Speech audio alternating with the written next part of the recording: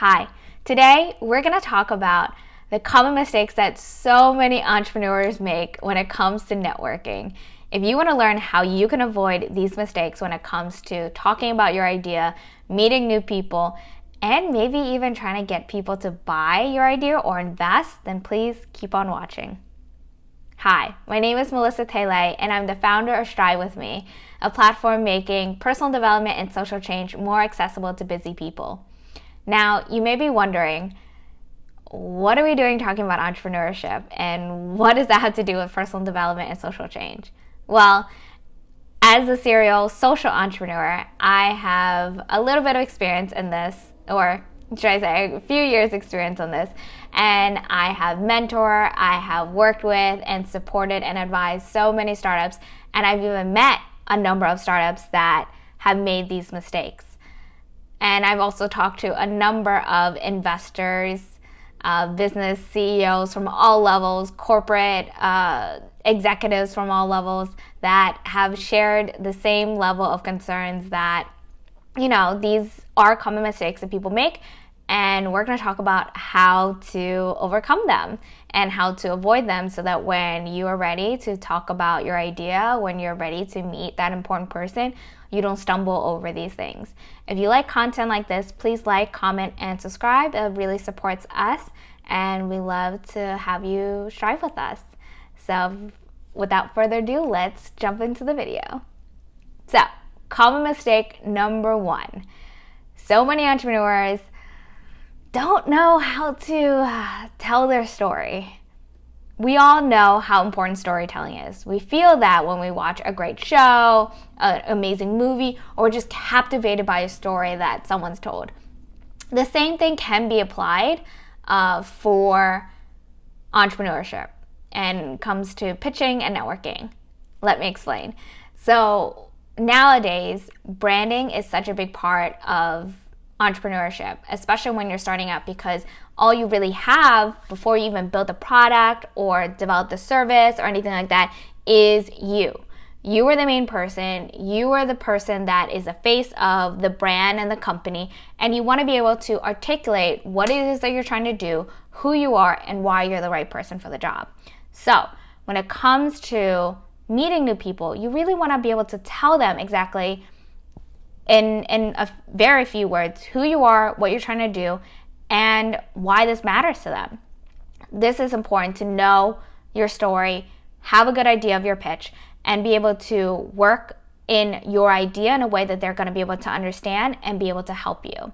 We're going to get into the helping part later in the video, but remember, number one is knowing how to pitch your story. Number two, common mistake, or I guess the second common mistake, I'm already making mistakes, we all do. The second common mistake that so many entrepreneurs make is not doing the market research.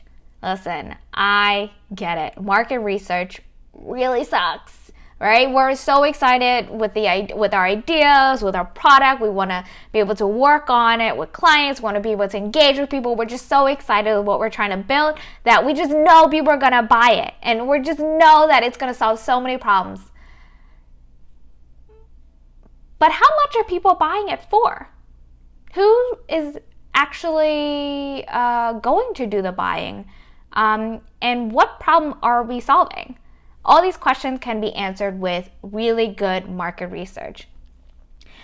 People waste so much time, money, and energy building a product and heading down a certain direction without actually doing the research and understanding their industry, understanding their clients and target market, and understanding actually the pricing of it. Like, how do you know how to charge people without doing research? You can check up your competitors, but then you have to ask yourself questions. Do you want to be a more affordable version, or do you want to be a luxury version?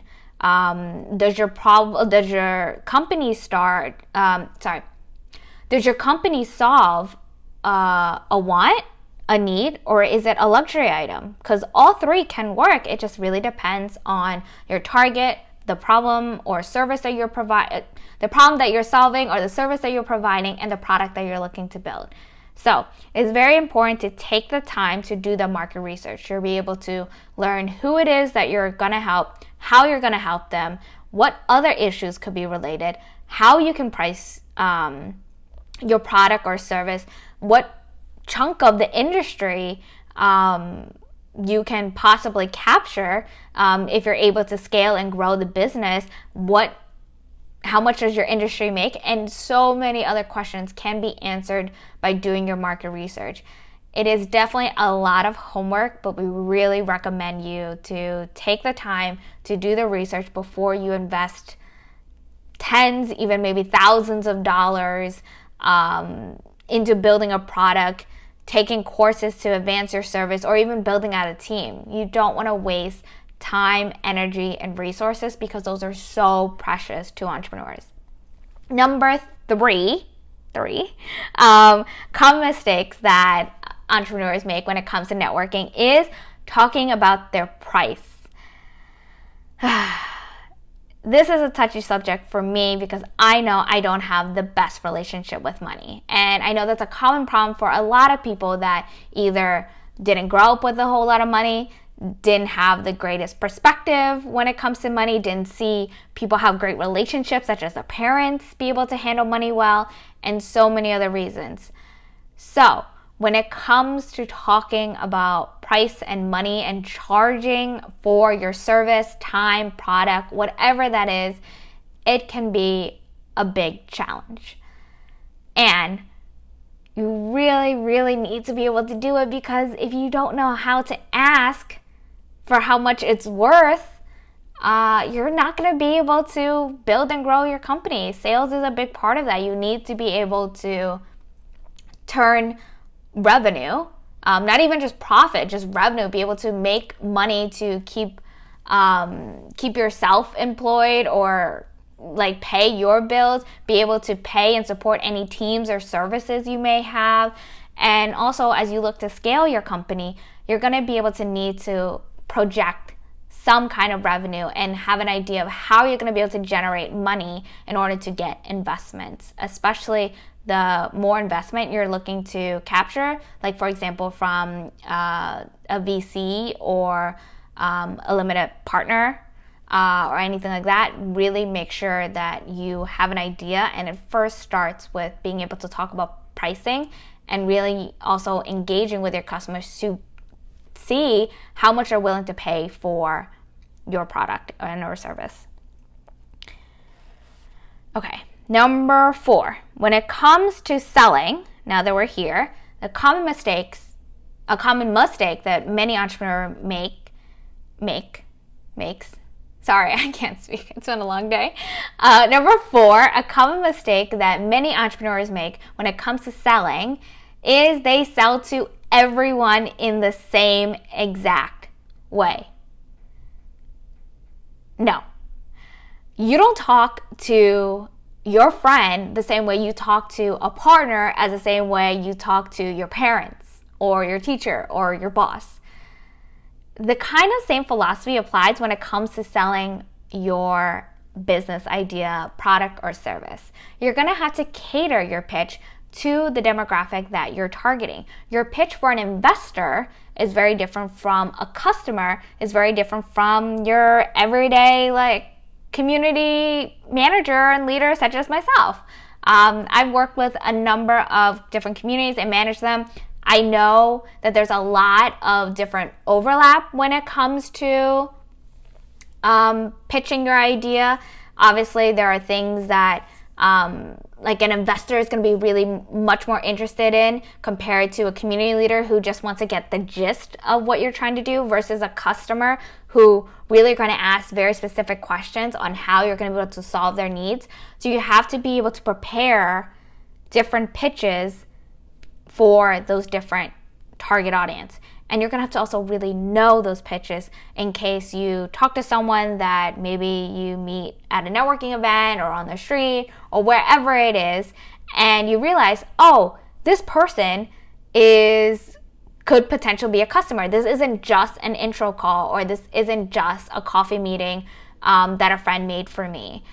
This could be a really big business opportunity. So let me focus this pitch where I highlight things that an investor would be interested in. And or this person could be a potential customer. you don't want to miss out on the opportunity to sell to a great customer, depending on who you're trying to target, because you're not prepared for it. So really make sure that you know your target, right? That comes from knowing, doing your market research and being able to articulate your story and really defining who it is that you're targeting, and know which pitch to be able to articulate it to. All right, so number 5, and as I mentioned, I'm a big community leader. I love making connections to people. In many ways, I'm an open book. If I believe that this introduction can benefit all parties involved, I am more than happy to make the introduction. But a common mistake that entrepreneurs make is they make it so difficult to make that introduction or to help them. This kind of is compiling all 4 of these common mistakes, that if you haven't really done kind of the foundation piece and you're meeting someone that is potentially a great connection, that is a community leader, that is connected to potential customers, connected to business opportunities and collaborator, connected to sponsors and investors, connecting to great marketing opportunities or any other big opportunities that could really make a huge difference in your company, the worst thing you want to do is tank that meeting because you don't know how to make it easier for them. So how you make it easier for them is really focusing on summarizing what it is you do, who you are, who you're trying to focus, and what you're looking to offer. By focusing on these things, I know exactly what I need to remember in the most condensed way possible. I'll be frank, I meet so many people and I have so many conversations, and I love meeting so many people and love having this conversation and learning about these businesses, but I can only retain so much information at the same time. So when you are able to make it really easy for someone in a position to help you, the easier you make it, the easier it is for them to help you by making these introductions, being a champion, and helping support your brand. Word of mouth marketing is still the best marketing out there. So if you have someone that loves you, wants to support you, really admire what you do, make sure you make it really easy for them to do that, which is help you. So, the 6th one, which I'm actually going to share a bonus one, is make sure you follow up. Again, going back into the community leader position, I meet so many people. I love these conversations. I want to help them. I want to be the best. And a lot of times, because I meet so many people, I meet a lot of people that are more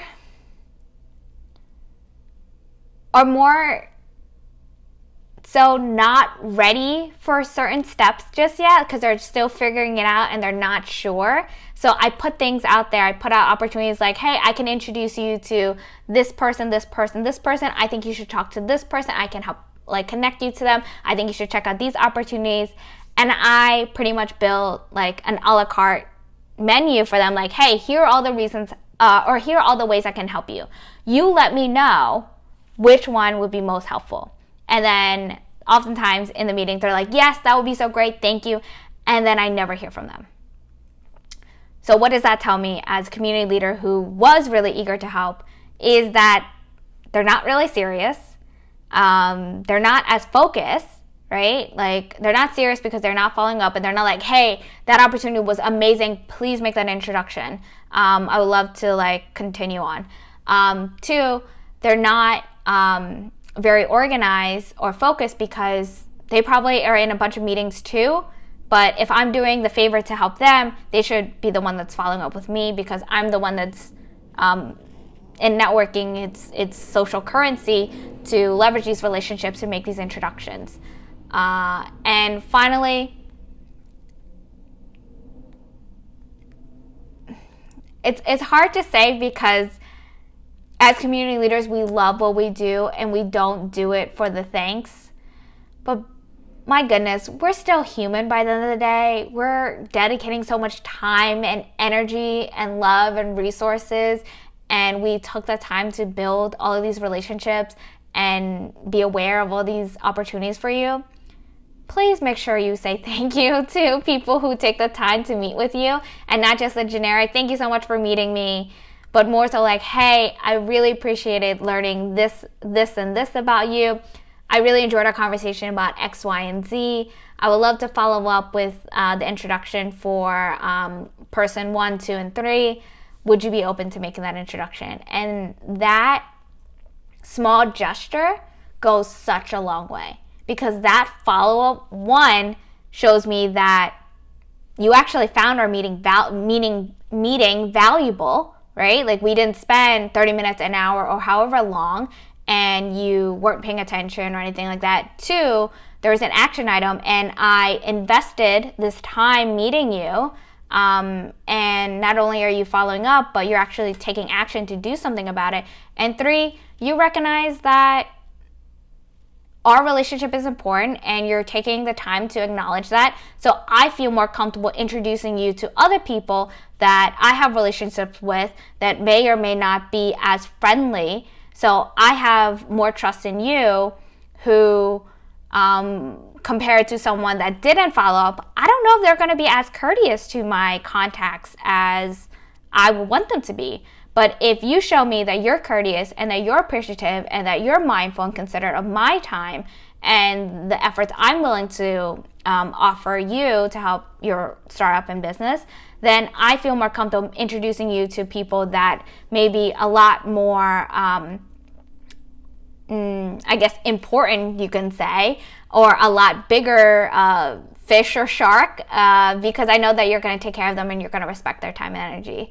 So I hope this was helpful. I hope you enjoy the common mistakes that entrepreneurs make so often in networking. I know that taking this time to do the research, really working on your pitch and story, and making sure you follow up. I hope you enjoy that bonus one, and making people's lives easier that wants to help you. You're going to be able to build so many relationships that's going to really help the trajectory of your business and startup. And I'm so excited for you to build, grow, and scale whatever it is you're doing, because I believe that you're trying to solve a problem that so many people have, and you're going to do a great job for it. So if you like content like this, please like, comment, and subscribe. We would love for you to share this video to other entrepreneurs and other communities so that they don't make the same mistakes and cause relationship mishaps. And so please remember, by the end of the day, always be kind and gentle with yourself. I hope you enjoy this, and I hope you'll continue to strive with me. Thank you, and have a great day.